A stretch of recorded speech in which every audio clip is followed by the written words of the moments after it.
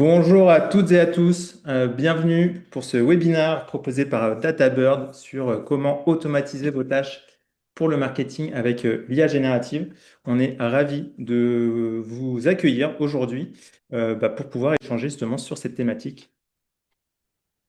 Bonjour à tous, exactement, on est hyper content de vous avoir. On va attendre quelques secondes parce qu'on voit que les participants sont en train de se connecter progressivement et puis on va pouvoir lancer. Donc, le temps que tout le monde arrive, n'hésitez pas à nous dire d'où est-ce que vous nous écrivez et éventuellement aussi aujourd'hui quel poste vous occupez, voilà, pour qu'on ait un peu une idée euh, de vos profils, éventuellement de vos enjeux, de vos problématiques pour qu'on puisse y répondre. L'objectif, c'est que ça soit le plus interactif possible. Alors, on ne pourra pas vous donner la parole, mais n'hésitez pas du coup à intervenir dans le chat, à participer. Et donc, voilà, vous avez l'icône du chat normalement en bas de votre interface. Voilà. Donc si vous avez des questions aussi, n'hésitez pas à les poser. On se fera un plaisir d'y répondre. Et donc je vous propose qu'on puisse déjà un petit peu commencer donc cette présentation, le temps que tout le monde arrive. Donc n'hésitez pas, voilà, à nous dire encore une fois d'où vous êtes, éventuellement savoir le temps qu'il fait chez vous. Et voilà, alors je partage mon écran. Est-ce que vous voyez bien mon écran? Dites-le moi dans le chat pour être bien sûr que tout soit OK pour vous. Et puis si c'est bon, on peut commencer. Bonjour Jean-Michel.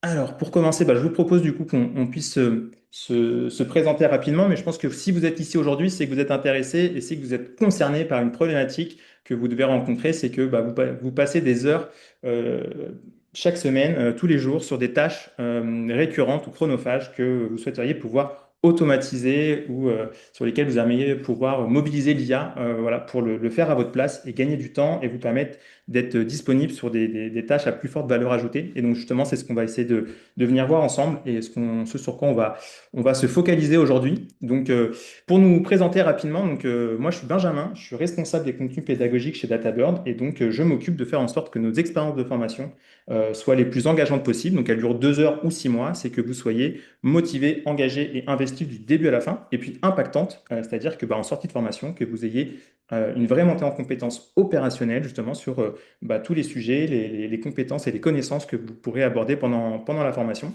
Voilà, et c'est moi qui vais venir du coup vous présenter un petit peu ce séminaire. Et puis je passe la main à Antoine également qui voulait voilà, intervenir et se présenter en début de webinaire. Exactement, du coup, moi c'est Antoine Grignola, c'est moi qui ai créé, cofondé DataBird il y a maintenant 6 ans, c'était en 2020, on était en plein Covid, et donc aujourd'hui je suis venu juste tout simplement pour vous dire bonjour parce que chez DataBird, évidemment on fait des formations qui sont pour la plupart à distance, mais qui sont particulièrement incarnées avec un vrai accompagnement humain, donc voilà, j'avais à cœur d'être présent pour ce début de webinaire, et puis vous dire bonjour à tous, donc j'en profite pour que cette formation soit la plus parlante, la plus vivante possible. Utilisez au maximum le chat pour que vous puissiez avoir l'apport des pairs, des personnes qui sont aussi sur le webinaire en même temps que vous. Et donc on est vraiment curieux de savoir vos postes, ce que vous faites aujourd'hui et ce que vous avez envie d'apprendre avec l'IA. Voilà. C'est tout pour moi aujourd'hui. Je vous souhaite voilà, une belle formation, un bon séminaire avec Benjamin. Merci. Merci Antoine. Alors, je vous propose du coup, sans plus tarder, de voir un petit peu le programme qu'on va aborder ensemble aujourd'hui. Donc, dans un premier temps, ça va être essayer de voir justement l'impact que l'IA peut avoir sur le secteur du marketing et venir voir quels sont un petit peu les enjeux qui arrivent justement avec l'émergence de l'IA, ce qui peut venir bloquer, quels peuvent être un petit peu les freins aujourd'hui qui peut faire que les particuliers ou les entreprises n'adoptent pas encore ou n'ont pas encore adopté l'IA de manière opérationnelle. On va voir aussi un petit peu des exemples un peu plus concrets du coup de ce que ça implique et de cas d'usage pour les professionnels du marketing. Donc là-dessus, encore une fois, n'hésitez pas tout au long du webinaire à nous partager un petit peu vos retours d'expérience, s'il y a des choses dans lesquelles vous vous reconnaissez, qui font écho à vos expériences personnelles. Voilà, c'est toujours intéressant et vous vous rendrez compte que peu importe le secteur ou le type d'entreprise dans lequel vous êtes, en fait, très vite, vous avez des problématiques communes. Et donc, voilà, donc vous n'êtes pas seul et vous êtes voilà, assez vite concerné par les mêmes types de sujets et d'enjeux. On fera une démonstration d'un cas sur Make, qui est un outil d'automatisation. Alors, je vous précise d'entrée, donc, initialement, ça doit être une démonstration live. On a fait des tests là, juste avant le séminaire. On a eu des petits problèmes de connexion, de réseau avec la plateforme. Donc, pour être sûr que tout se passe bien, on va le faire avec une vidéo qu'on avait enregistrée d'un de nos formateurs, voilà, qui va venir du coup, vous présenter exactement de la même manière ce cas-là, ce cas d'usage, pour vous montrer un petit peu du coup ce que vous pourriez être amené à faire avec l'IA. Et ensuite, on fera aussi un focus, nous, sur la vraie valeur ajoutée de nos formations et notre accompagnement et de la vision qu'on a sur comment bien réussir à intégrer l'IA dans son quotidien professionnel. C'est justement la méthode qu'il faut venir réussir à mobiliser et à utiliser voilà, pour intégrer l'IA efficacement. Et on terminera avec un tirage au sort. Je vous encourage du coup comment ça va fonctionner. On tirera au sort un commentaire dans le chat. N'hésitez pas du coup tout au long du webinaire justement à commenter, à partager. Voilà, on vous posera des questions ou moi je vous encouragerai à nous faire part de vos retours d'expérience. Et voilà, en toute fin de séminaire, on viendra du coup tirer au sort un commentaire parmi tous ceux qui seront présents dans le chat à la fin de la formation, à la fin du webinaire. Et la personne qui sera sélectionnée se verra offrir une formation GenAI. Voilà, je pense que ça vaut le coup de rester jusqu'au bout. Et puis, de toute façon, vous aurez beaucoup d'informations et de valeurs ajoutées sur ce qu'on va être amené à voir ensemble voilà, dans ces prochaines minutes. Pour commencer, je vous le disais, donc l'IA, je pense que ça, vous en êtes tous rendu compte. Donc c'est une vraie évolution, voire une vraie révolution. Et pourquoi c'est une révolution? C'est parce que ça vient en fait impacter tous les secteurs professionnels. Là où jusqu'à présent les évolutions technologiques allaient impacter certains secteurs de manière plus ou moins forte. Là, l'IA, ça concerne tout le monde et tous les profils. Donc c'est en ça que c'est un petit peu un raz-de-marée et ça vient impacter du coup tous les secteurs. Et donc si on se focalise du coup aujourd'hui sur le secteur du marketing, donc on peut le voir au niveau un petit peu des différents prismes à travers lesquels vous pouvez être amené à travailler. Nous, historiquement, DataBird, on est spécialisé en data analyse et aujourd'hui également en IA générative et en IA agentique. Mais donc, le marketing, un des nerfs de la guerre, c'est de venir justement suivre un petit peu les KPI ou la performance de vos campagnes, de vos contenus, de votre référencement. Et donc, voilà, on passe du temps à travailler avec la data, qui est du coup une donnée, une ressource précieuse pour voir du coup comment on se positionne et comment on performe. Et donc, justement, l'IA peut venir vous suppléer, vous assister pour faire euh, des analyses plus complètes, plus robustes, de manière plus systématique. Donc là-dessus, ça peut être un vrai outil pertinent à venir mobiliser. Ensuite, il y a aussi la partie de la question de l'acquisition. Pour la première fois depuis la création de Google, l'année dernière, c'est la première fois que le moteur de recherche a vu son nombre de demandes de recherche diminuer, ou en tout cas ne pas progresser. Et c'est dû au fait que de plus en plus, les personnes en fait vont faire leurs recherches, vont poser leurs questions sur les LLM, donc sur Claude, sur ChatGPT, sur Gemini, peu importe l'outil qu'ils vont utiliser. Et donc, ça vient aussi changer la manière dont le reach qu'on peut avoir va être fait. Nous, on le voit et on va vous partager aussi des retours d'expérience qu'on voit chez DataBird et qu'on observe directement dans nos pratiques et dans l'équipe marketing. Et donc, typiquement, par exemple, le SEO, la partie un petit peu organique qu'on avait, on voit que ça s'est impacté et donc on essaie de voir du coup comment retravailler notre stratégie notamment au niveau du JEO ou de l'AEO. Donc, c'est en fait comment on va venir être référencé, non plus dans le moteur de recherche Google ou autre, mais dans les LLM et comment est-ce que les gens qui vont chercher des besoins de formation, par exemple, vont pouvoir tomber sur nos formations à partir des recherches dans les LLM. Donc, ça, c'est un autre impact qui est assez important. Et ensuite, deux autres aspects qui sont corrélés, c'est la partie personnalisation et la partie expérience utilisateur. Avec l'IA, justement, on peut venir décliner de manière plus agile et plus rapide des contenus pour différents types de publics cibles ou pour faire de la B-testing, ce genre de choses-là, et venir aussi avoir une meilleure compréhension et quelque part, j'ai envie de dire, une, une rapidité ou une immédiateté un petit peu dans l'analyse des tendances qui peut y avoir sur le marché. Voilà, pour mieux comprendre du coup son public et venir adapter du coup son positionnement et son discours de marque et ce qu'on peut venir proposer. Donc voilà, donc il y a vraiment différents aspects sur lesquels, au niveau du marketing, sur lequel l'IA vient impacter la pratique au quotidien. Pour autant, quelque chose qu'il faut bien comprendre, et c'est peut-être des choses que vous avez déjà entendues, mais l'IA ne prendra pas votre travail. Mais un professionnel qui est formé à l'IA le fera. Donc ce qu'il faut bien comprendre, c'est que l'IA, ça reste un outil. Et donc il faut savoir du coup bien l'utiliser pour pouvoir du coup en tirer le maximum. Et donc aujourd'hui, du coup, l'IA peut rendre le marketing plus facile. Dans quel sens? C'est que ça peut automatiser ou vous permettre de gagner du temps sur certaines tâches. Et en fait, comme tous les outils qui sont bien utilisés et bien maîtrisés, ça vous permet en fait de vous augmenter et voilà, d'avoir, on dit très souvent que c'est comme si vous aviez un assistant personnel qui vous permet du coup de pouvoir faire certaines tâches. Et donc voilà, gardez bien ça en tête.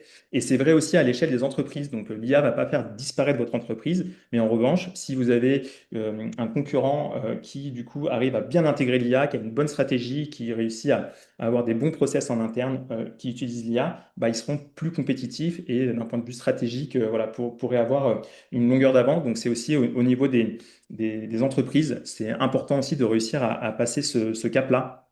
Voilà, pour rester compétitif sur le marché et dans son secteur. Je pense que si vous ouvrez vos réseaux sociaux, que ce soit LinkedIn, si vous regardez la presse, on parle de l'IA depuis plusieurs années, un petit peu dans tous les sens. Et donc, nous, on a vu un petit peu les différentes dynamiques qu'il y a pu avoir. Je pense que quand ChatGPT est arrivé il y a un peu plus de 3 ans, on pensait que l'IA, donc, effectivement, ça allait être une révolution, mais que c'était magique et que ça allait permettre de pouvoir faire plein de choses. Donc, il y a eu un engouement assez fort. Et en fait, assez vite, on s'est rendu compte que, un an plus tard, que en fait, l'adoption n'était peut-être pas aussi simple et effective que ce qu'on pouvait penser, notamment au niveau des entreprises où en fait il faut se poser des questions de est-ce qu'on est bien mature, est-ce qu'on a les bons outils, est-ce qu'on est bien structuré dans la donnée en interne et aussi une question qui a été un des freins principaux à l'adoption, c'était la question de la sécurité des données. Et donc aujourd'hui, donc 2, 3 ans plus tard, on a un peu plus de recul sur ce que l'IA nous permet de faire et comment on peut venir l'implémenter de manière plus pragmatique et opérationnelle. Donc là, voilà, je pense qu'on arrive à une étape où justement on peut plus facilement venir intégrer l'IA dans son quotidien professionnel. Et donc on le voit un petit peu les différents freins. Donc ça, n'hésitez pas à nous dire si c'est des choses justement qui font écho à ce que vous avez pu vous rencontrer ou si c'est des choses voilà, dans lesquelles vous vous reconnaissez. Donc, un des premiers freins, c'est ça évolue très vite. Donc, voilà, si vous essayez de suivre un petit peu, bah, vous voyez que quasiment tous les 2, 3 mois, il y a des mises à jour. Et à chaque fois qu'il y a une mise à jour, on a l'impression que c'est la nouvelle version du LLM qui est la plus performante et qui doit remplacer un autre outil. Donc, si vous étiez sur ChatGPT, bah, la dernière version de Claude est en train de tout bouleverser. Donc, maintenant, il faut passer sur Claude. Et puis là, Gemini a été aussi beaucoup plus performant sur certains aspects. Donc, en fait, il faut avoir une licence Claude et une licence Gemini. Donc, ça peut être un petit peu déroutant et ce qui fait qu'on ne sait pas trop par où commencer. Voilà. Donc, ça peut être justement un premier frein, c'est de se dire, bon, en fait, je sais pas où est-ce qu'il faut que je me lance. Et donc, on peut avoir ce frein-là et qui fait qu'on on n'ose pas, ou en tout cas, on ne sait pas comment aborder le sujet. Si vous commencez à le tester, mais que vous n'avez pas forcément une méthodologie ou une bonne compréhension en fait de comment vous pouvez utiliser l'IA, bah, vous allez le tester, vous allez essayer, et puis vous allez vous rendre compte que bah, finalement vous gagnez pas forcément plus de temps, que les résultats sont pas hyper satisfaisants, et donc en fait vous voyez pas trop la valeur ajoutée que l'IA peut avoir. Donc vous le testez, mais en fait assez vite vous le mettez de côté en vous disant bah, en fait je trouve pas qu'il y ait une vraie valeur ajoutée pour moi, et voilà, j'ai pas de gain de temps ou j'ai pas des résultats plus qualitatifs que ce que je peux faire moi directement manuellement. Voilà, donc ça, justement, il y a un petit peu ce test et assez vite passer à autre chose. Et ça, c'est faute justement d'une bonne compréhension de comment fonctionne l'IA, quelle est la bonne méthodologie à venir implémenter. Et un autre frein, c'est bah, vous avez testé l'IA, vous trouvez que c'est pertinent, vous avez envie de le déployer, de le mettre en place, soit vous dans votre quotidien, soit au niveau de vos équipes ou de votre entreprise. Mais il faut pouvoir définir justement un cadre clair de savoir bah, comment est-ce qu'on va venir utiliser ça, quelles règles, quelles chartes d'utilisation on peut mettre en place, quels outils il faut qu'on mette à disposition, de quelles licences on va avoir besoin. Et donc ça, si c'est pas défini, notamment au niveau d'une entreprise, bah, ça peut amener justement à des problèmes d'adoption.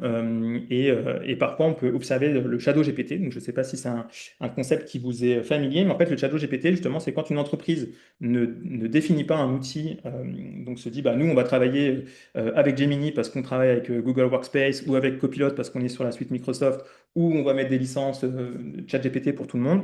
Bah, le risque, c'est que du coup, les collaborateurs, collaboratrices utilisent leurs accès personnels et utilisent du coup l'IA et les LLM avec des mauvaises pratiques et qui peuvent notamment bah, ouvrir des risques de sécurité de la donnée, partager voilà, des informations critiques de l'entreprise. Donc voilà, donc c'est aussi pour venir prévenir justement ces dangers-là de l'utilisation en interne. Donc ça, c'est des choses qu'on peut observer. Et après, de manière un petit peu plus fine, si on rentre un petit peu plus sur ce qu'on peut être amené à faire et justement ce qui peut faire qu'on on teste l'IA et qu'on ne va pas plus loin. Donc c'est peut-être des choses qui vous parlent et c'est pas un jugement, c'est pas porté sur ces pratiques-là. Je pense qu'on est tous passés par là. Et moi, le premier, quand on est venu tester l'IA, c'est en fait, on a testé et on se dit, bah, OK, très bien, mais j'ai pas l'impression que les résultats soient très pertinents. Et donc ça, il y a plusieurs raisons à ça. Donc, par exemple, si on prend sur la manière de prompter, si on lui dit juste, écris-moi un article sur le marketing, là, par exemple, ça va être trop vague. Donc, le résultat va être assez générique, peut-être pas adapté à notre tone of voice, à votre branding, à votre image de marque. Et donc, au final, vous passez plus de temps à le modifier et à le corriger, à l'ajuster à votre besoin que autant que vous auriez passé à le rédiger directement. Donc là, on peut se dire, OK, c'est pas pertinent. Si vous lui dites juste faites-moi une newsletter, là, en fait, ce qui va manquer, c'est le contexte, le rôle. Donc, justement, c'est comment, en fait, on doit avoir les bonnes pratiques de prompt engineering pour avoir des résultats pertinents.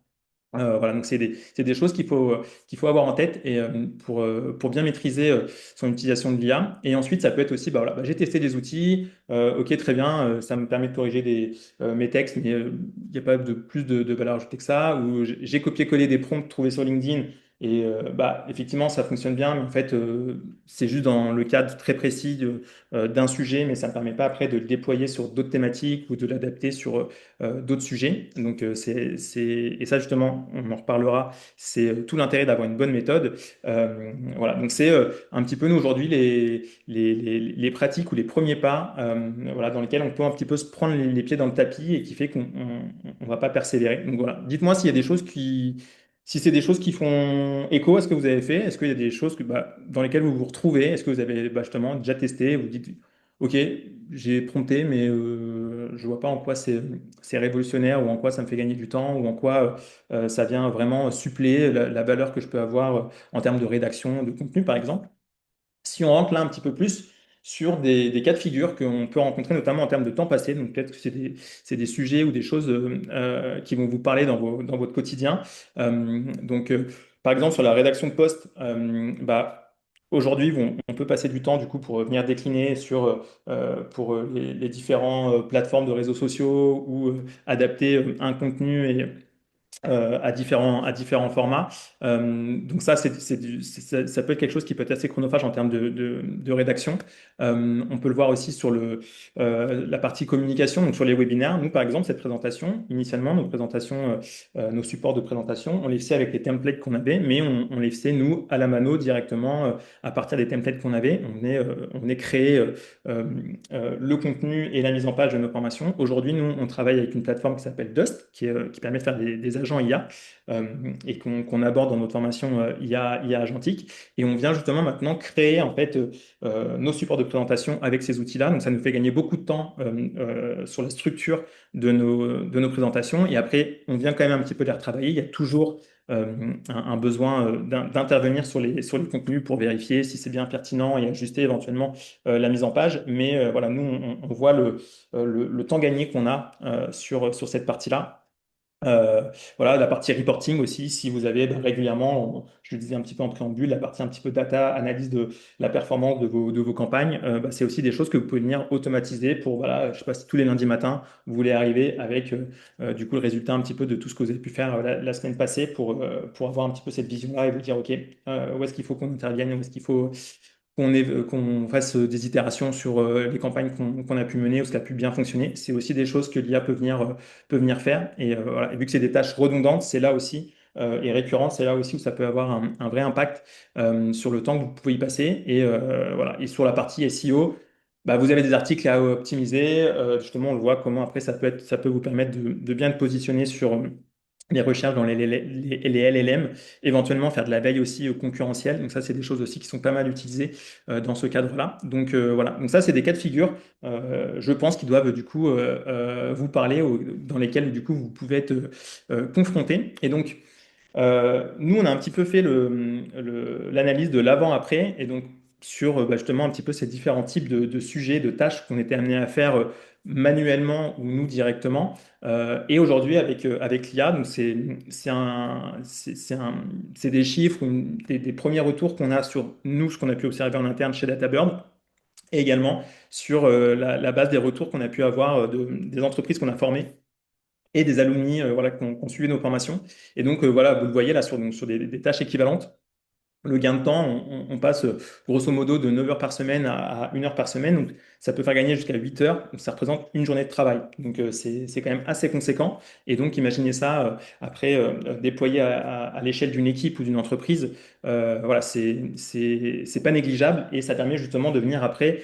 La question qu'on se pose, c'est OK, je gagne du temps, je me dégage du temps, mais pourquoi faire? Et donc justement, après, c'est la question qui va venir se poser, c'est est-ce que c'est pour passer plus de temps sur la partie stratégique, ou est-ce que du coup, vous pouvez identifier les vraies tâches à valeur ajoutée pour vous, pour voilà, vous permettre d'y passer plus de temps, et éventuellement, si ça peut être du temps, justement, pour vous permettre de monter en compétence sur ces sujets-là, de se dire, je gagne plusieurs heures par semaine, je peux en allouer certaines pour me former ou pour faire de la veille sur justement l'évolution du marché de l'IA et voir comment je peux rester vraiment bien à la page sur ces sujets-là. Voilà un petit peu sur ce tour d'horizon un petit peu de l'impact que l'IA peut avoir. Ensuite, ce que je vous propose, du coup, c'est de voir un témoignage d'un alumni, Antoine, donc, qui lui a suivi deux de nos formations, la formation IA générative et la formation agent IA, donc, qui a eu justement l'occasion d'échanger avec Antoine, notre cofondateur, pour nous faire un petit retour d'expérience sur ce qu'il a pu tirer justement de sa formation et comment il a pu l'implémenter dans son quotidien. Alors qu'il va venir juste après, excusez-moi, je suis parti un peu vite en besogne, on le verra juste après. Et donc là, si on continue à voir un petit peu les cas de figure, les cas d'usage qu'on peut utiliser, nous, dans les formations, on vient aussi utiliser plusieurs outils. Je vous le disais, ça va très vite, il y a beaucoup d'outils. Et donc, si vous n'avez pas encore décidé quel outil utiliser, l'objectif dans nos formations, nous, c'est de venir couvrir justement différents LLM, que ce soit ChatGPT ou Claude, pour vous permettre justement de vous dire, OK, je suis plutôt plus à l'aise avec telle interface où aujourd'hui Claude est peut-être plus performant pour les besoins que je peux avoir. Et donc voilà, sur différents types de sujets, que ce soit de la création de contenu, de l'automatisation, des besoins d'analyse, voilà, il y a différents types de sujets sur lesquels vous pouvez concrètement utiliser l'IA, voilà, pour vous permettre du coup, encore une fois, de gagner du temps. Et après, on le verra, ça justement, à travers la méthodologie de travail, comment venir identifier ces cas-là et voir si c'est pertinent pour vous de mettre en place des projets d'IA. Donc moi, je suis entrepreneur d'une TPE qui fonctionne très fort 6 mois de l'année. Donc en gros, je fais de l'événementiel particulier entreprise de mai à octobre. Donc forcément, là, c'est 7 sur 7 et c'est H24. Oui, alors j'utilisais peu au début parce que je considérais que j'utilisais mal et quand je sais que j'utilise mal les choses, je rentre chez moi et je n'utilise pas. Donc j'utilisais Gemini de façon assez basique et je trouvais ça stupide. Donc du coup, très peu. Là, je me suis créé, je ne sais plus comment on appelle ça, des petits GPT, je pense. J'en ai créé une dizaine parce que ça m'évite de remettre des contextes, ça m'évite de remettre. Donc, du coup, mes prompts sont précis, mes réponses sont précises et je pense que je passe moins de temps à chercher une info. Et chacun a sa spé dans mon environnement. Donc, sur mon portable, j'ai mes petits GPT à qui je parle. Là, j'ai créé un nouveau produit, bref, on s'en fout, mais une remorque barbecue, ça n'existe pas en France. c'est pour mon usage pro. Je me dis, bah, c'est con de la faire et de l'acheter. Donc peut-être que je vais écrire les plans, les protéger, faire une marque. Et c'est compliqué en France administratif. Du coup, j'ai créé un petit GPT qui était plutôt bordé sur le ingénieur de structure, les déformations des formes. Et du coup, ben, j'ai pu créer ma remorque en un mois. Là où ça faisait 8 mois que j'étais dessus avec les ingénieurs de l'Adréal et en me disant ça n'avancera jamais. Donc là, le produit est parti, est lancé. Je pense on va tester un an et on va commercialiser rapidement. Donc tous ces petits GPT, c'est des choses qui ne font pas de l'IA, enfin, qui en sont, mais on ne cherche pas l'intelligence, on cherche juste à avoir un contexte lingo, j'imagine plus petit, enfin, c'est pas le bon terme, mais en tout cas, ils sont experts et je leur parle que d'une chose et j'attends qu'ils me posent des questions que je leur ai préenregistrées. Donc mon prompt maintenant, je sais ce que c'est qu'un prompt parce que c'est pareil. Si on va dans les évidences, c'est qu'avant on écrit une phrase à un gars qu'on pense être intelligent. Là, on met un prompt, on met un contexte, on sait pourquoi. Et ça, c'est juste que j'ai maîtrisé assez vite. Donc moi, je suis content de me dire, parce que je suis exigeant. Donc du coup, j'ai bien vu qu'en étant exigeant avec moi-même, j'avais une réponse qui était beaucoup plus propre. Et ça, je l'aurais pas fait avant. En fait, j'ai pris un de ma cartographie, j'ai pris celui de ma chargée marketing communication. Elle m'a listé tous les points qu'elle faisait, le temps qu'elle passait chaque mois. J'ai dit, tiens, je vais prendre un cas assez simple. Je lui ai demandé d'avoir un assistant communication qui va lui aider à créer son contenu. C'était ça au début. Après, je dis, bah, attends, quitte à créer du contenu, on a déjà une boîte à idées, on va la mettre sur Notion, on va faire une boîte à idées et un deuxième agent qui, grâce à ça, va faire clairement le calendrier éditorial. Après, je dis, bah, c'est con, s'arrêter là, on va plutôt avoir le premier agent en boîte à idées. Fanny reçoit un petit message sur WhatsApp en disant, tiens, c'est bon, c'est fait, tu peux valider, pas valider. Le deuxième agent dit, OK, ça a Fanny validé, je vais pouvoir le retranscrire en calendrier éditorial et après relier à Metricool pour que ça aille directement dessus. Donc Fanny n'a plus qu'à mettre les visuels dessus. Donc les agents fonctionnent.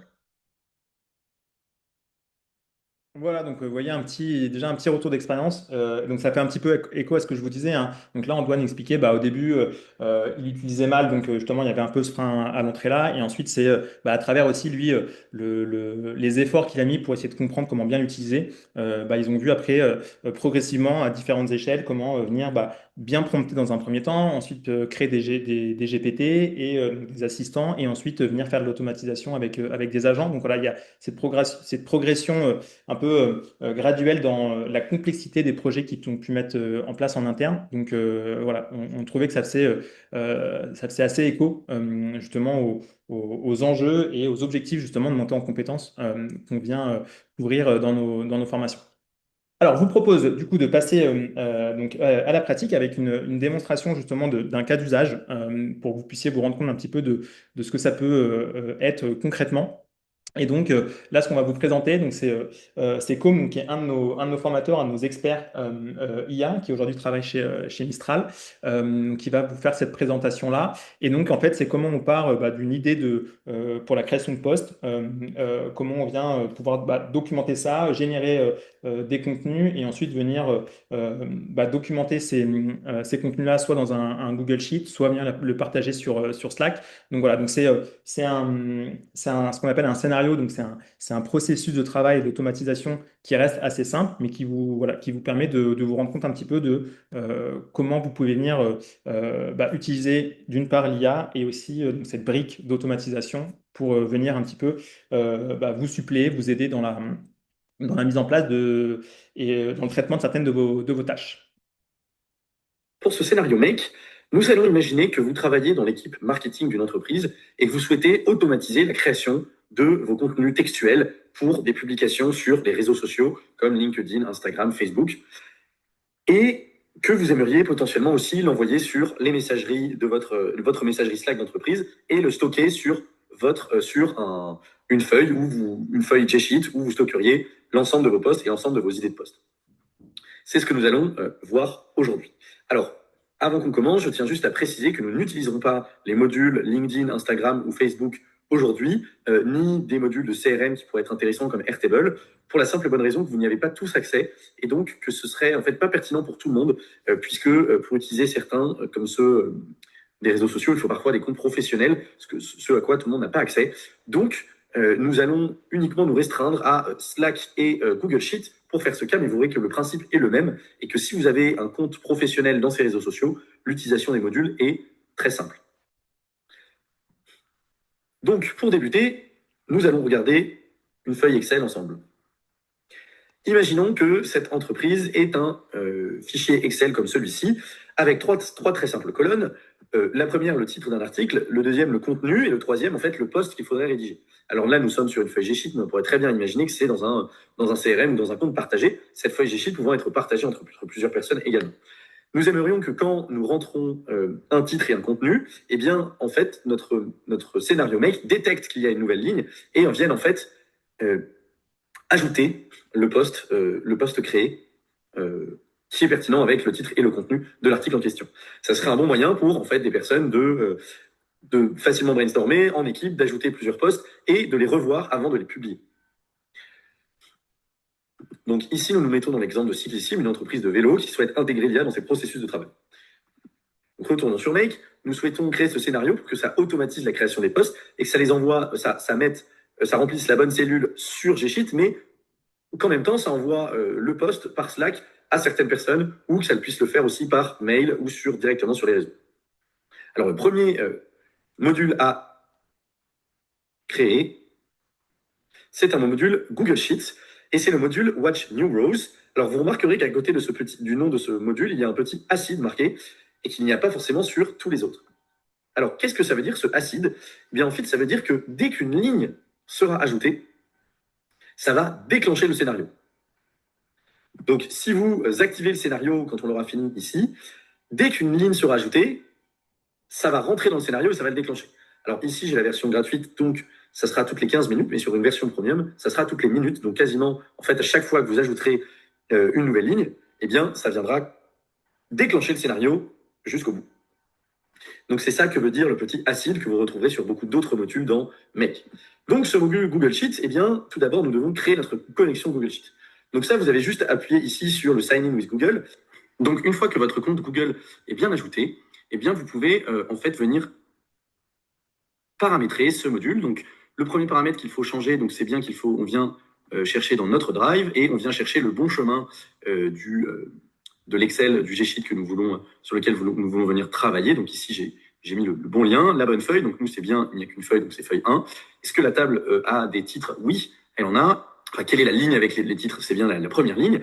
Et limite, on va laisser à 1. On ne va pas rentrer trop dans le détail, mais c'est le nombre en fait de résultats qui pourront être faits dans le même cycle. Donc si vous rentrez 2 lignes en simultané, eh bien, ça déclenchera 2 fois le scénario. Donc nous, ici, on va laisser à 1 pour ne pas dépenser trop de crédit.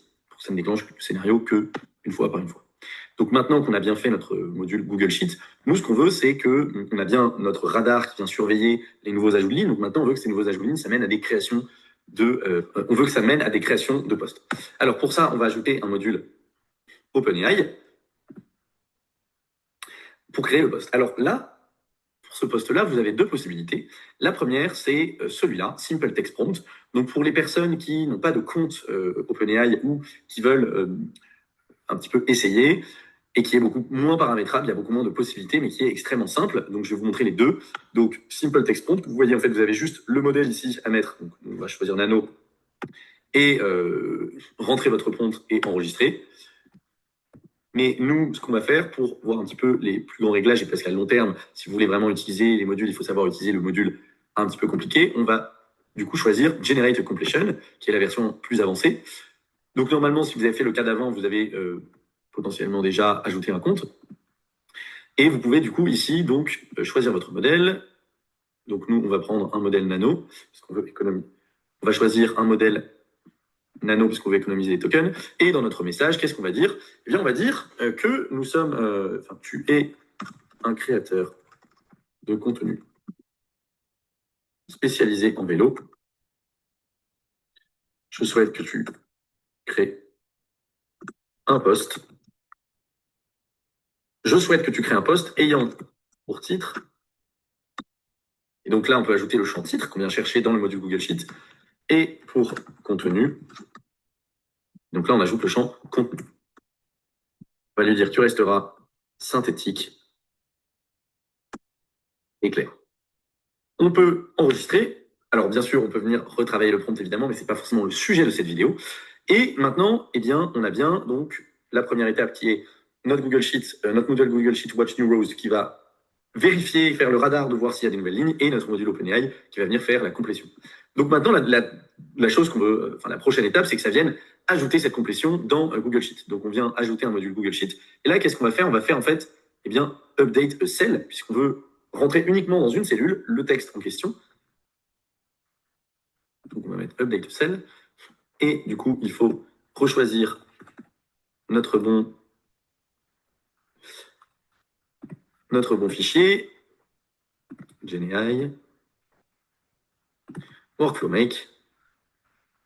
La feuille, c'est la feuille 1. Alors, la cellule. quelle cellule est-ce qu'on veut venir updater? On se rappelle, c'est bien la troisième colonne, donc la colonne C, et à quelle ligne est-ce qu'on veut que cette colonne soit updatée? Donc en fait, quelles sont les coordonnées de la cellule? Vous savez, sur JSheet, c'est numéro de colonne qui sont des lettres et numéro de lignes qui sont des numéros. Donc nous, on va mettre C et on va mettre ensuite row number, ici dans notre module Google Sheet, en fait, qui vient nous dire quel est le numéro de ligne qui vient d'être ajouté. Donc, si par exemple, on vient d'ajouter la ligne 3, ça nous donnera qu'il faut updater la cellule C3. Et en valeur, qu'est-ce qu'on veut mettre dans cette cellule C3? Eh bien, on veut mettre le résultat de notre module OpenAI. OK. Donc, si on l'enregistre, si on l'active maintenant, vous allez voir que ça va fonctionner. On a bien tout qui a marché. Donc ici, OpenAI, le module, quel était l'input? Eh bien, c'est bien notre prompt. Et on voit que du coup, dans le titre, c'est bien revenu prendre ce qu'on avait en fait en titre. Et pareil pour le contenu. Et le résultat, c'est ce qui n'a été créé. Et que du coup, ici, normalement, on a bien en input le résultat de OpenAI et en output, eh bien, en fait, la cellule qui a été updatée.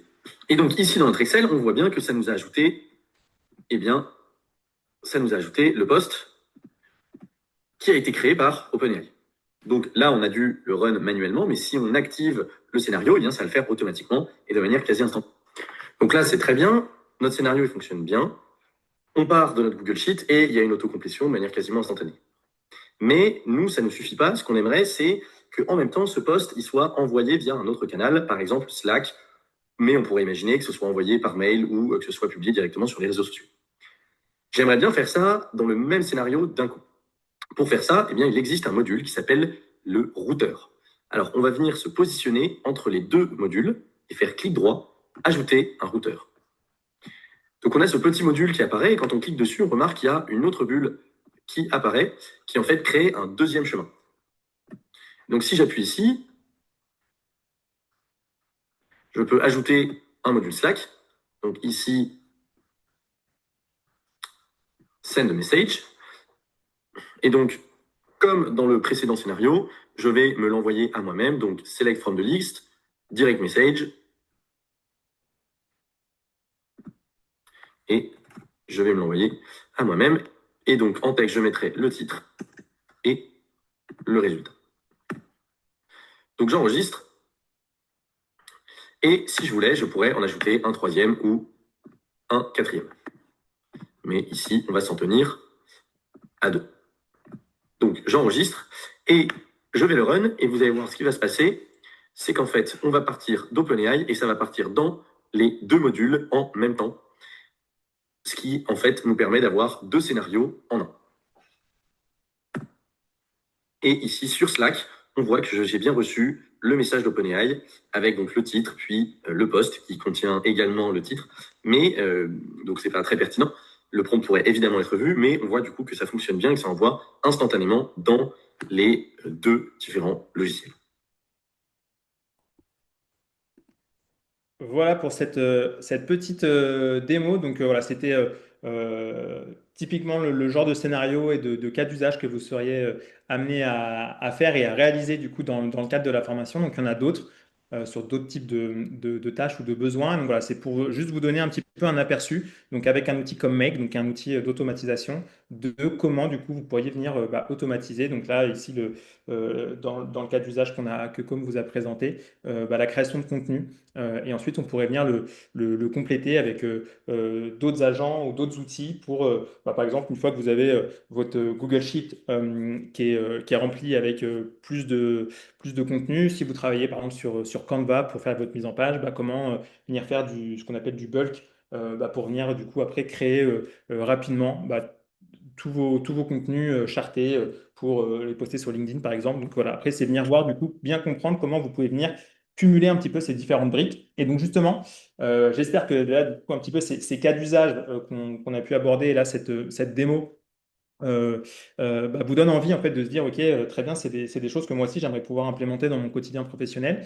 Et pour en tirer de vrais résultats, donc je vous le dis depuis le début un petit peu de ce webinaire, c'est important de pouvoir comprendre comment bien utiliser l'IA à travers du coup une bonne méthodologie. Et donc moi, ce que j'aime bien dire, c'est que dans nos formations, on vous apprend, on va pas vous donner du poisson, mais on va vous apprendre à pêcher.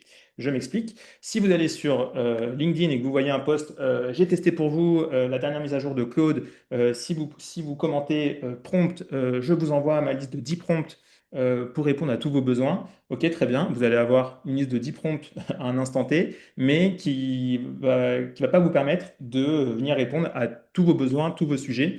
Je ne sais pas si vous avez déjà été amené à commenter sur ce genre de post. Donc, c'est une ressource en fait limitée. Et nous, justement, on veut vous apprendre à pêcher. Donc, c'est-à-dire que vous apprendre à bien comprendre comment utiliser l'IA et comment venir, du coup, l'implémenter de manière pragmatique et opérationnelle au quotidien pour que vous soyez le plus autonome possible, justement, dans le déploiement de ces solutions. Donc en fait, si on apprend à utiliser l'IA sans méthodologie, c'est un peu comme si c'est comme si vous n'aviez pas de cap. Voilà. Et donc, c'est très bien de comprendre ce qu'on peut faire, mais si vous ne savez pas où vous allez, il y a de fortes chances que du coup, vous ne puissiez pas atteindre les objectifs que vous fixez. Donc, nous, voilà, c'est vraiment le parti pris qu'on a eu sur notre formation et sur la création de nos formations IA, c'est de venir du coup déployer cette méthodologie. Donc, qui est en 4 phases. Donc, il y a une première phase de diagnostic. Et donc, ça, dites-nous éventuellement où est-ce que vous pensez que vous vous trouvez actuellement. Est-ce que vous êtes dans une de ces phases ou pas? Et donc, il y a dans un premier temps le diagnostic. Donc, c'est venir voir, bah, vous en interne, aujourd'hui, quels sont les outils d'IA que j'utilise? Est-ce que j'ai des licences? Est-ce que j'ai des outils, par exemple, je ne sais pas si vous utilisez HubSpot, Canva, d'autres types de supports comme ça qui peuvent avoir des fonctionnalités IA. Est-ce que vous utilisez l'IA dans ce cadre-là? Comment sont organisées vos données? Quelles sont les tâches les plus récurrentes et les plus chronophages? Donc voilà, venir voir un petit peu votre contexte pour essayer d'identifier justement quelles sont les tâches ou quels sont les sujets sur lesquels l'IA pourrait être pertinente. Et donc ensuite, une fois que vous définissez, par exemple, sur la question du reporting, je veux que tous les lundis matins, je veux recevoir dans ma boîte mail un résumé de la performance de toutes mes campagnes de communication sur les différents canaux qu'on peut avoir. Ça, voilà, vous allez définir, OK, donc de quoi j'ai besoin, quel outil j'ai actuellement, quels sont les assets qu'il faut que je vienne analyser, sous quel format est-ce que je veux le recevoir par mail. Voilà, donc vous allez justement venir cadrer et définir les objectifs qui vont vous permettre de voir si la mise en place de ce projet IA est une réussite ou non. Donc ça peut être après un gain de temps. Donc est-ce que du coup, si tous les lundis matins, vous le faites manuellement, vous devez aller un petit peu sur toutes les différentes plateformes que vous avez et ça vous prend, imaginons, 1 heure et demie et vous dites non, je veux que ça puisse me prendre que une demi-heure. Donc voilà, gagner 1 heure ou éventuellement vous dire je veux pouvoir partager ces résultats-là à différentes équipes en interne ou à différentes parties prenantes. Bah, voilà, comment est-ce que je peux venir le faire? Et donc, vous allez faire le test ensuite, une fois que vous avez défini ces objectifs-là. Et si c'est concluant, vous dites, OK, bah, je vais le déployer, je vais l'utiliser. Et le déploiement, ça peut être se dire, bah, je viens mettre ça en place dans toutes mes équipes, ou je viens du coup décliner ce que je mets en place sur le reporting sur un autre besoin. Ou à l'inverse, si vous voyez qu'il n'y a pas le résultat escompté, il n'y a pas l'impact que vous attendiez, c'est de vous dire, bah, OK, je persévère pas, je passe à autre chose, mais ça vous permet voilà, de faire du test and learn. Et donc, quelque part, ça peut être aussi intéressant de tester rapidement et d'échouer rapidement pour vous dire, bah, voilà, ce n'est pas concluant à date pour une raison X ou Y, et du coup, vous permettre de mettre vos efforts ailleurs. Donc, si on regarde un petit peu aussi, nous, donc c'est la méthode, donc je vous le disais qu'on vient vous faire pratiquer et travailler et maîtriser dans nos formations. Et donc nos formations sont vraiment résolument tournées autour de la pratique. Donc que ce soit sur des cas d'usage, que ce soit sur le prompt engineering, pour que vraiment vous puissiez bien appréhender et vous projeter en fait dans ce que ça peut représenter pour vous au quotidien. Et donc, on a eu un témoignage d'un de nos alumni, mais voilà, aujourd'hui, on a formé plus de 4000 apprenants. On a des notes Google qui sont extrêmement satisfaisantes et dont on est très fiers et on apporte beaucoup d'attention justement au retour de nos alumni et des entreprises qu'on est amené à accompagner. Nos formations sont certifié Qualiopi, donc on a un organisme de formation certifié Qualiopi, donc voilà, qui vient aussi du coup montrer la qualité de l'accompagnement et du contenu de nos formations. Voilà, donc ça c'est désormais si du coup les sujets qu'on a pu aborder, si les cas d'usage qu'on a pu présenter, c'est des choses qui, voilà, qui résonnent pour vous ou dans lesquelles vous vous retrouvez et où vous pensez qu'il y a un vrai intérêt pour vous aujourd'hui de monter en compétence, bah voilà, il y a deux cas de figure. Donc, soit vous dites, bah, c'est intéressant, mais je pense qu'à date, je suis pas encore prêt ou prête à me lancer, ou j'ai peut-être pas encore suffisamment de recul ou la maturité dans mon entreprise pour amorcer ce changement-là. Bah, aucun problème. Prenez le temps de la réflexion et puis vous aurez du coup des ressources pour vous permettre de creuser un petit peu plus ces sujets-là. Et à l'inverse, justement, si vous dites, bah, OK, c'est le moment pour moi, je veux me lancer, je veux prendre le train en marche, bah, n'hésitez pas du coup à contacter un de nos responsables de formation d'admission. Donc, on vous partage le lien dans le chat pour vous permettre justement de pouvoir échanger directement sur votre projet, sur vos besoins. Et l'objectif, c'est de pouvoir bah, voilà, répondre au mieux à votre contexte. Donc, je vous le disais vraiment en tout début de webinaire, hein, ça concerne tous les profils, tous les secteurs, tous les types d'entreprises. Et donc, c'est pour ça justement de pouvoir prendre le temps d'échanger avec nos responsables d'admission, c'est voilà, s'assurer qu'on comprenne bien vos enjeux et du coup de pouvoir au mieux après vous orienter sur les formations qui sont les plus pertinentes pour votre projet. Donc, dites-moi éventuellement, du coup, n'hésitez pas à commenter et on va passer au tirage au sort. Donc voilà, s'il y a des sujets voilà, sur lesquels vous aimeriez pouvoir bah, justement travailler, s'il y a des enjeux qui vous concernent et que vous aimeriez pouvoir venir bah, réaliser, ou ça fait directement référence un peu à la réalité que vous avez sur le terrain. Et nous, c'est vraiment ce qu'on essaie d'injecter au maximum dans nos formations, justement, c'est des contenus, que ce soit au niveau des outils ou des sujets, qui soient bah, les plus proches du terrain. Et donc ça, pour ça, on, on- on est très proche donc, des retours qu'on peut avoir des entreprises, des experts aussi, des formateurs avec lesquels on travaille et qui, du coup, eux aussi ont ce regard-là et cette vision-là, et des retours de nos alumni. Donc voilà, pour que ça soit des choses vraiment pertinentes et comme je vous le disais, du coup, avoir un vrai impact après pour vous, voilà, dans l'utilisation que vous pouvez faire de l'IA. 5, c'est parfait. Alors, est-ce que vous voyez bien mon écran? Donc, ce que je vous propose, voilà, je remonte tout en haut du feed et je vais scroller 1, 2, 3, 4, 5. Et je suis tombé sur le commentaire de Arnaud Guy. Donc, bah, félicitations, Arnaud. Du coup, voilà, vous remportez une formation. Donc, n'hésitez pas à nous envoyer votre contact pour qu'on puisse du coup revenir vers vous. Voilà. Donc, en tout cas, moi, j'espère que cette présentation, ce webinaire, vous aura plu, vous aura intéressé, vous aura appris des choses. Et voilà, si c'est des choses du coup qui vous parlent, si c'est des besoins ou des objectifs voilà, qui représentent des choses concrètes pour vous au quotidien, et vous voyez du coup tout l'intérêt, le potentiel, je vois que c'est un mot qui est pas mal revenu, le potentiel de tout ça. Voilà, n'hésitez pas donc à rentrer en contact avec nous pour qu'on puisse du coup vous accompagner et répondre à vos questions.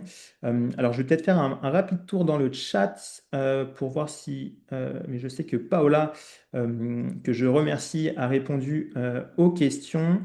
Mais éventuellement, touc, touc, touc, voir s'il y a certaines réponses. Voilà, donc là, on vient de vous partager le lien pour prendre rendez-vous et que vous puissiez avoir un échange pour faire un petit peu le diagnostic de votre projet.